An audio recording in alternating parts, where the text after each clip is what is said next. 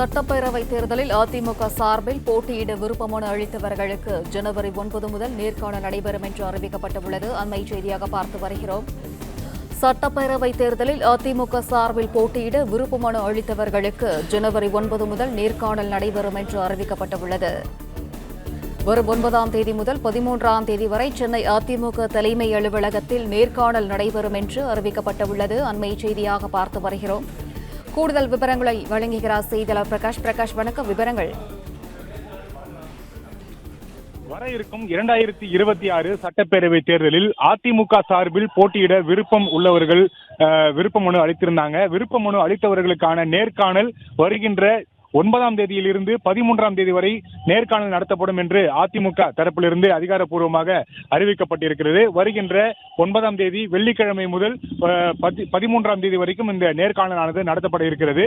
வர இருக்கக்கூடிய 2026 தமிழக சட்டப்பேரவை தேர்தல், அதனோடு நடக்கக்கூடிய புதுச்சேரி மற்றும் கேரள மாநில சட்டப்பேரவை தேர்தல்களில் அதிமுக சார்பில் போட்டியிட விருப்பம் உள்ளவர்களுக்கு கடந்த 15ஆம் தேதி முதல் டிசம்பர் 31ஆம் தேதி வரை 2 கட்டங்களாக விருப்ப மனுக்கள் விநியோகிக்கப்பட்டது. கிட்டத்தட்ட 10,000க்கும் மேற்பட்டவர்கள் விருப்ப மனுக்களை அளித்திருந்தாங்க.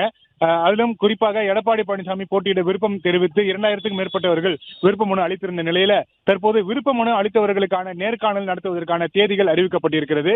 அந்த அடிப்படையில் வருகின்ற 9ஆம் தேதி முதல் இந்த நேர்காணல் நடத்தப்பட இருக்கிறது. 9ஆம் தேதி கோவை மாவட்டத்திலும் 9ஆம் தேதி காலையில கோவை மாவட்டம், அதே போல நீலகிரி, திருப்பூர், நாமக்கல், சேலம் மாநகர் மாவட்டங்கள்ல இருக்கக்கூடிய தொகுதிகளுக்கு விருப்ப மனு அளித்தவர்களுக்கான இந்த நேர்காணலானது நடத்தப்பட இருக்கிறது.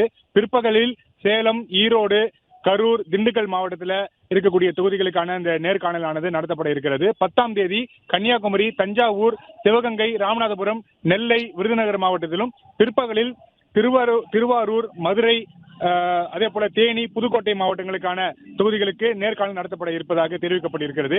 11ஆம் தேதி ஞாயிற்றுக்கிழமை விருதுநகர், கடலூர், நாகை, மயிலாடுதுறை மாவட்டத்தில் இருக்கக்கூடிய தொகுதிகளுக்கும், பிற்பகலில் திருச்சி, பெரம்பலூர், அரியலூர், கிருஷ்ணகிரி, தருமபுரி மாவட்டத்தில் இருக்கக்கூடிய தொகுதிகளுக்கு நேர்காணல் நடத்தப்பட இருப்பதாக தெரிவிக்கப்பட்டிருக்கிறது.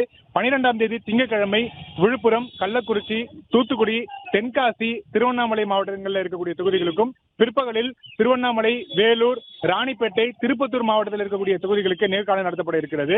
13ஆம் தேதி திருவள்ளூர் மாவட்டத்திலும், காஞ்சிபுரம், செங்கல்பட்டு, சென்னை உள்ளிட்ட மாவட்டங்கள்ல இந்த விருப்ப மனு அளித்தவர்களுக்கான நேர்காணல் நடத்தப்பட இருக்கிறது. பிற்பகலில் புதுச்சேரி, கேரளா மற்றும் சென்னையில, குறிப்பாக சென்னை மற்றும் வட சென்னைக்கு உட்பட்ட தொகுதிகளில் இருக்கக்கூடிய தொகுதிகளுக்கு நேர்காணல் நடத்தப்படும் என்று அறிவிக்கப்பட்டிருக்கிறது. விவரங்களுக்கு நன்றி பிரகாஷ். பிளே ஸ்டோர் மற்றும் ஆப் ஸ்டோரில் இருந்து பாலிமர் செயலியை QR கோடு மூலம் பதிவிறக்கம் செய்யுங்கள். செய்திகளை உடனுக்குடன் பெறுங்கள்.